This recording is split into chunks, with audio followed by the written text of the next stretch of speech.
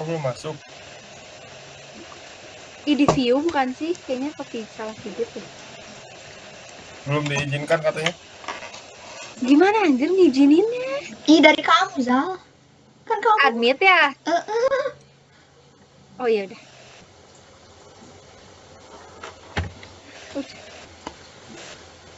Halo, selamat pagi Teh. Selamat pagi, Teh. pagi, Kak.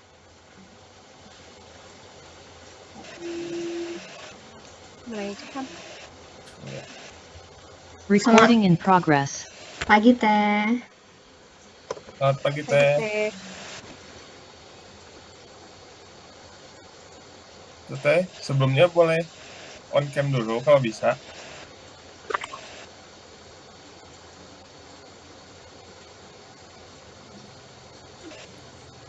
Di suaranya belum ada ya Teh? Oh iya sekarang udah ada. Iya, udah ada, Teh. Oke Teh. Ya. Teh, sebelumnya boleh on cam dulu. Bentar. Oke, silakan tuh. Soalnya mau di-record gitu. Udah.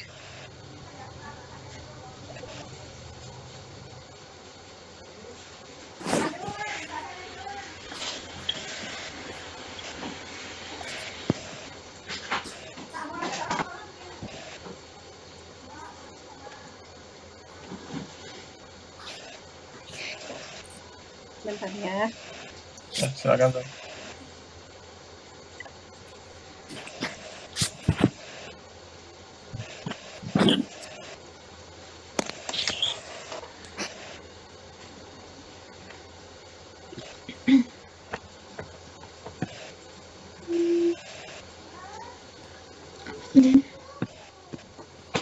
Bilang ke mama kalau mau manggil Armel.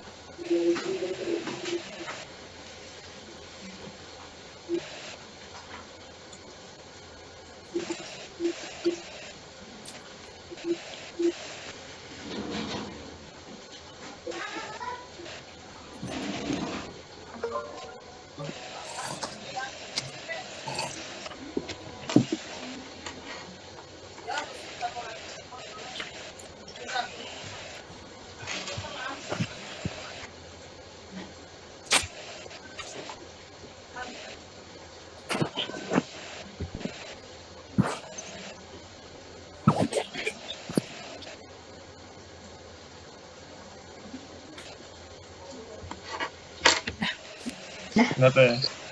Selamat pagi, Teh. Selamat pagi, Iya, Teh. Teh. Sebelumnya izin perkenalkan dulu, nama saya Ihmad Faisal, rekan saya Jalfa Dika Jahra, dan satu lagi Maria Carmelita. Di sini kami memiliki tugas mata kuliah Teh dari mata kuliah perkembangan karakter, yaitu untuk mewawancari alumni yang sudah pernah bekerja minimal 1 tahun. Iya. Langsung aja ya, kita mulai aja Teh.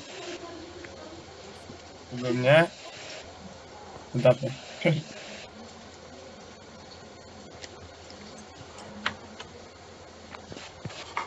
Teteh boleh perkenalan dulu, nama, lulusan, dan bekerja di mana.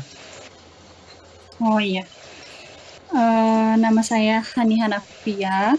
Saya lulusan dari D3 Administrasi Bisnis angkatan 2000. Saya bekerja di PD BPR Kota Bandung, salah satu BUMD di Kota Bandung. Ya, baik, makasih Teteh. Iya, Teteh maaf, Dan saya aja boleh nanti. diulang. Lulusan tahun berapa tadi?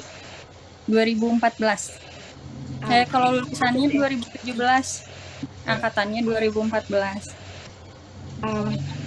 2014 tuh lulus dari Polban berarti ya Teh? 2017 lulusnya. 2014 17, lah masuknya angkatan kakaknya. Boleh lanjut ke pertanyaan selanjutnya, Armel. Pertanyaan yang selanjutnya, Teh. Apa saja Iya. kualitas atau kemampuan yang harus dimiliki seorang fresh graduate untuk budaya kerja di masa yang sekarang? Kalau menurut saya itu kemampuan yang harus dimiliki itu adalah soft skill. Bagaimana kita berkomunikasi dengan atasan, rekan kerja, atau dengan pelayan, pelanggan, atau bawahan seperti itu. Terus untuk kemampuan sendiri, eh, kalau untuk kemampuan hard skill itu sepertinya bisa diasah lebih lanjut di kantor yang nanti akan kita tempati. Kalau untuk soft skill itu memang sangat penting, terutama saat wawancara. Itu akan sangat dilihat bagaimana soft skill dia dalam melakukan komunikasi gitu. Baik, pertanyaan yang selanjutnya Teh. Apakah suatu kebiasaan dalam bekerja mempengaruhi Teteh dalam kehidupan sehari-hari? Oh iya, tentu saja. Kalau misalnya dalam bekerja kita tepat waktu, kita sesuai dengan target, kita mengerjakan dengan baik, teliti, itu juga akan mempengaruhi keseharian kita, bagaimana menjalani sehari-hari gitu. Oh, iya. Berarti lanjut Sama pertanyaan yang selanjutnya Teh. Apa tantangan yang dihadapi dengan kebiasaan pribadi dalam lingkungan pekerjaan? Tantangan pribadi? Ya, Gimana? apa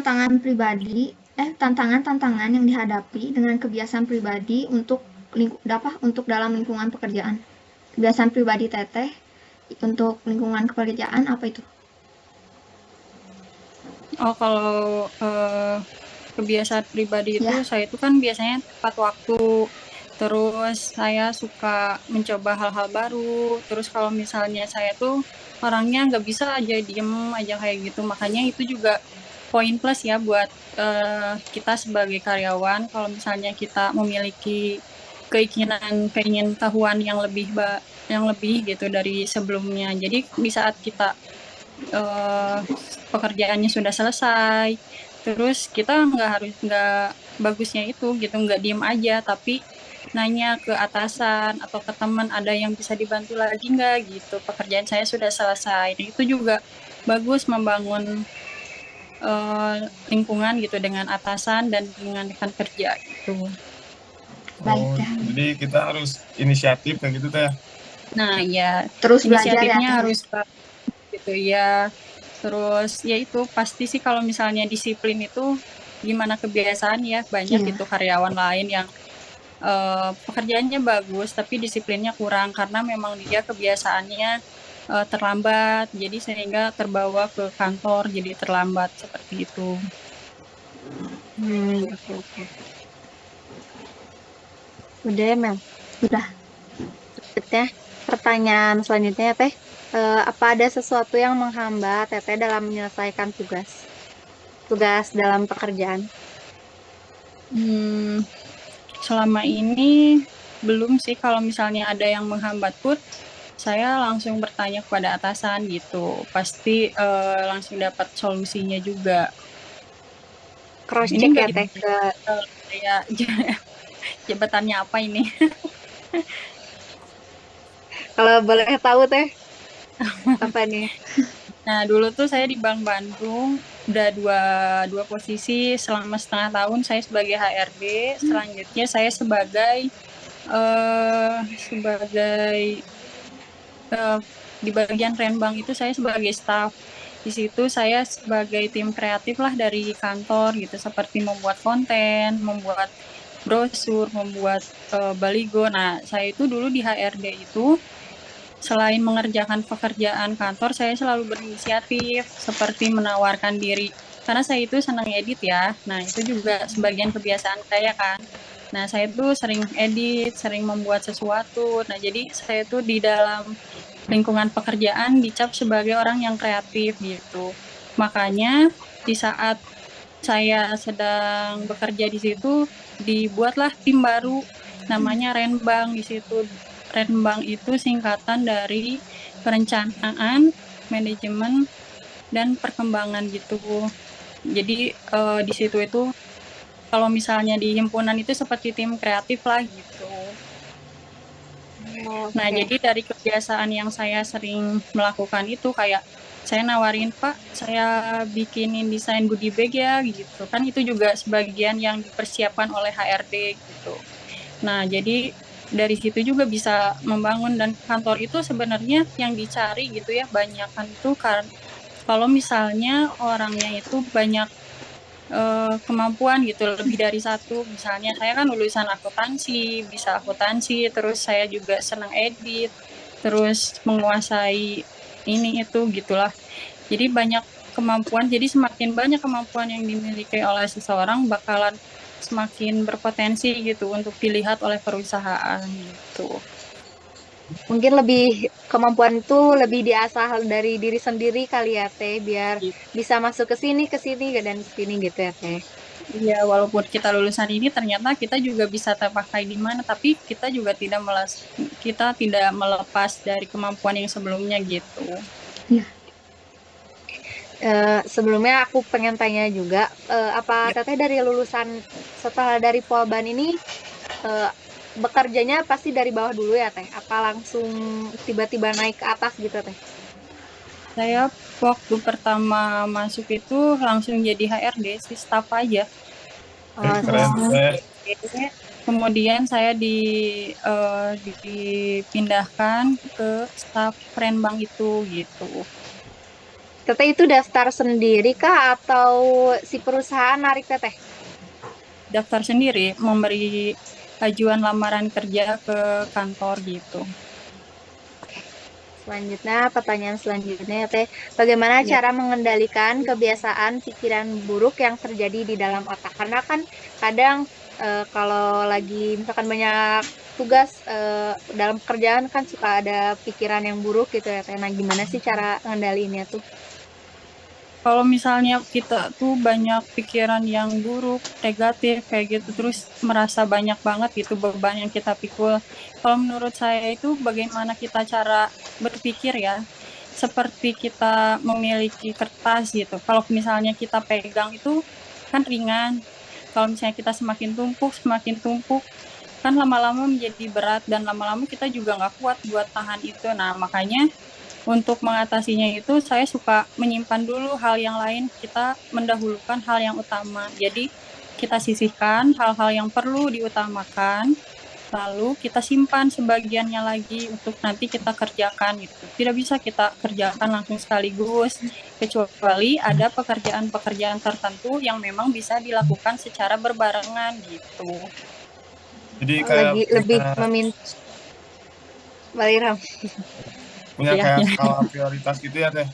Nah, itu betul seperti itu. Lebih mementingkan yang utama ya, Teh, yang Ya, mepet istilahnya ya. ya gitu. Pokoknya kita juga pasti akan tahu gitu mana pekerjaan yang tidak bisa ditunda dan mana pekerjaan yang bisa ditunda gitu. Selanjutnya nih Teh, pertanyaan terakhir dari kita, apa ada saat dimana kebiasaan itu berubah dan saat kapan Teh? Ya kalau misalnya untuk berubah itu tergantung dari diri sendiri juga ya kalau menurut saya. Sebenarnya setiap manusia itu punya masalah masing-masing, baik masalah pekerjaan atau masalah keluarga. Itu juga bagaimana kita bisa membedakan antara pekerjaan dan keluarga. Balik lagi itu untuk profesionalitas kita gitu. Kalau menurut saya, kalau untuk pekerjaan apabila kita memiliki tekad yang kuat gitu untuk bisa memisahkan itu gitu antara pekerjaan rumah dan pekerjaan kantor atau masalah yang ada di luar dan di dalam, kita tidak menyangkut pautkan ke dalam pekerjaan kita gitu.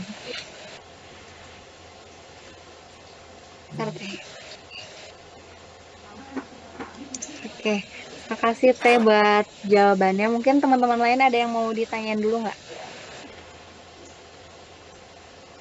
Teh, aku mau tanya Teh, Iya boleh. kalau Teh pernah nggak eh, di cara apa?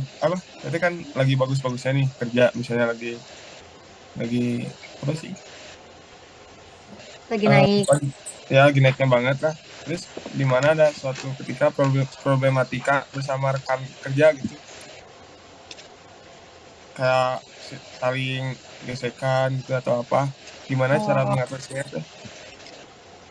kalau misalnya untuk saya, terserah orang lain mau berpikir apa tentang saya, tapi saya tidak akan pernah melakukan sesuatu yang negatif kepada orang lain. Kalau misalnya ada orang lain yang menjelekan atau membicarakan saya di belakang, saya tidak akan menanggapi itu dengan bagaimanapun gitu. Maksudnya kayak kalau misalnya dia ada salah gitu sama saya, ya saya juga nggak akan membalas itu gitu. Jadi tetap dalam diri saya itu prinsipnya mau ke siapapun, mau ke atasan, ke teman, ke bawahan atau ke teman gitu ya, mau mereka melakukan hal apapun gitu yang jelek kepada saya nggak akan pernah membalas itu, tapi saya juga akan membalas kebaikan. Jadi merekanya juga akan segan sendiri kepada saya gitu.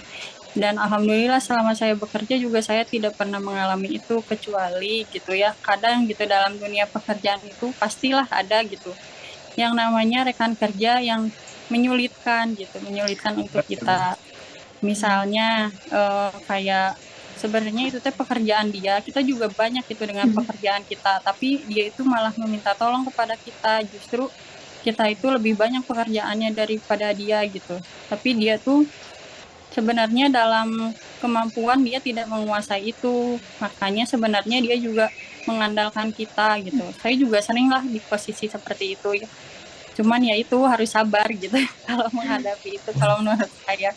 Soalnya gimana lagi gitu kan, kalau kita cerita juga kan ke atasan, ya mungkin kalau misalnya di saat kita sudah terganggu ya nggak apa-apa kita cerita, dan atasan pun pasti mengerti karena dia melihat secara langsung bagaimana kemampuan dia gitu dalam bekerja.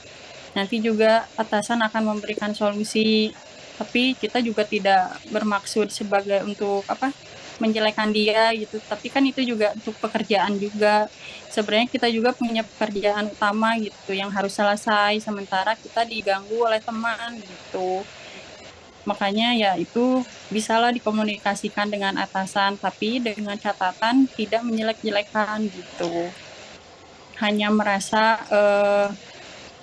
jadi kesulitan gitu, merasa terganggu atas pekerjaan utama.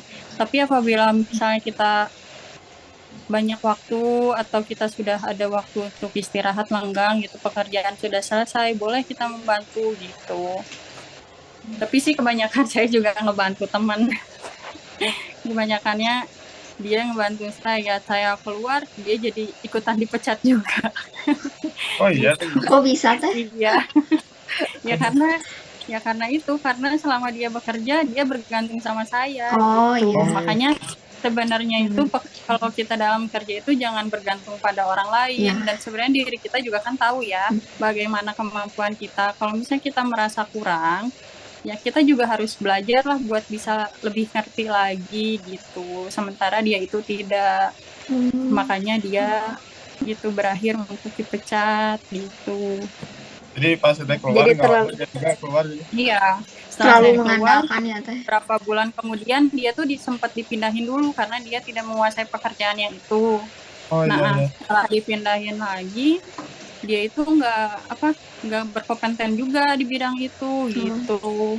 Tidak maksimal Jadi kerjanya. Jadi orangnya terlalu berkegantungan sama teteh kali ya. Jadi karena teteh nggak ada, jadi orang tersebut jadi ikutan dipecat juga. Ya, karena tidak Dan menguasai. mungkin emang dia tuh orangnya tidak di bidang itu gitu sebenarnya. Jadi mau saya jelaskan seperti apapun juga dia tetap tidak mengerti gitu.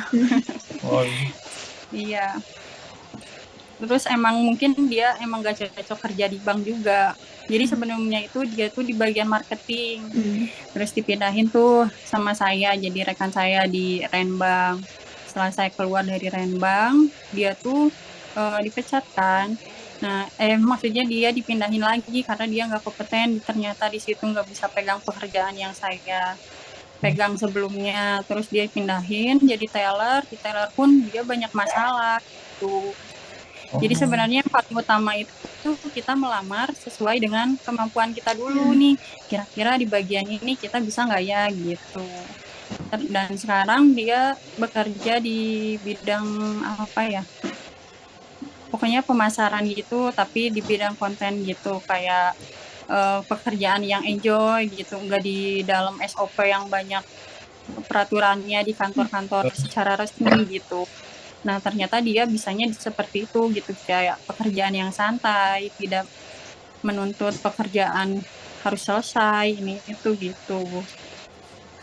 Jadi balik lagi ke kemampuan sendiri. Oh iya Teh. Mau tanya lagi dong Teh, kira-kira ada nggak sih kiat-kiat buat kita-kita nih yang setelah lulus kan nanti akan bekerja nih, gimana nih Teh kira-kira kiat-kiat untuk mendapatkan pekerjaan yang sesuai. mudah tapi ya sesuai. Bekal utama gitu ya. Ya.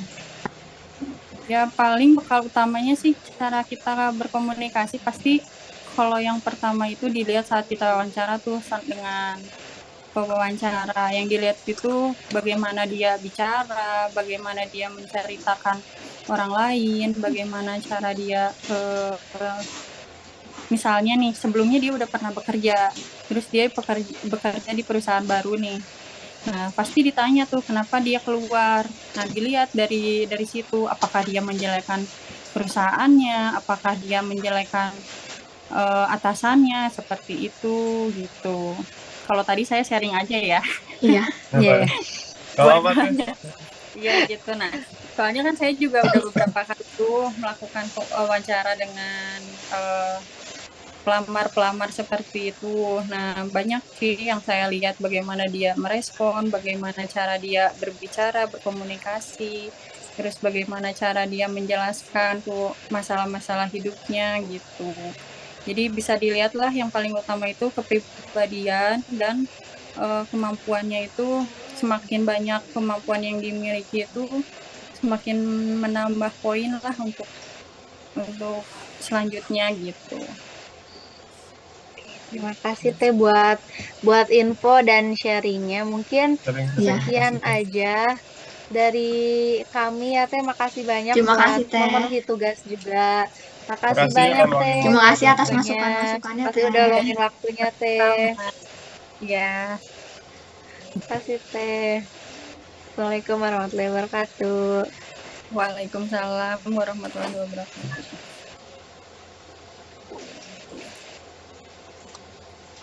Recording stopped.